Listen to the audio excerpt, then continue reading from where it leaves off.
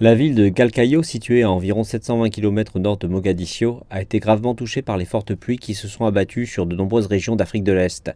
Des maisons ont été détruites et des moyens de subsistance anéantis. Lorsqu'une crue soudaine a frappé l'un de ces cimetières, les habitants se sont empressés de protéger les dépouilles de leurs proches.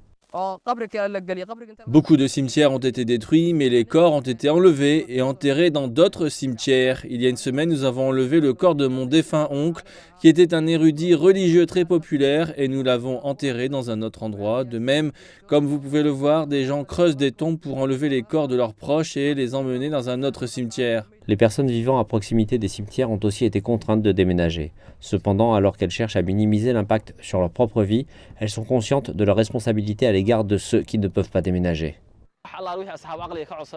Nous appelons les gens à protéger les cimetières parce que les morts méritent le même respect que les vivants. Ceux qui ont une vie peuvent échapper aux inondations, mais les morts, eux, ne le peuvent pas. Par conséquent, nous devons les sauvegarder en leur apportant les soins nécessaires, notamment en protégeant le cimetière des inondations et des eaux des égouts.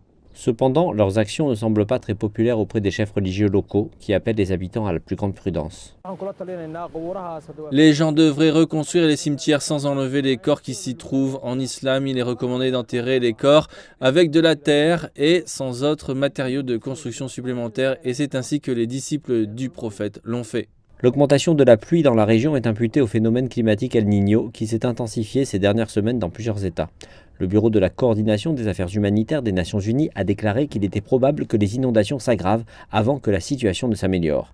En attendant, les habitants de Galkayo continueront à travailler pour honorer la mémoire de leurs proches.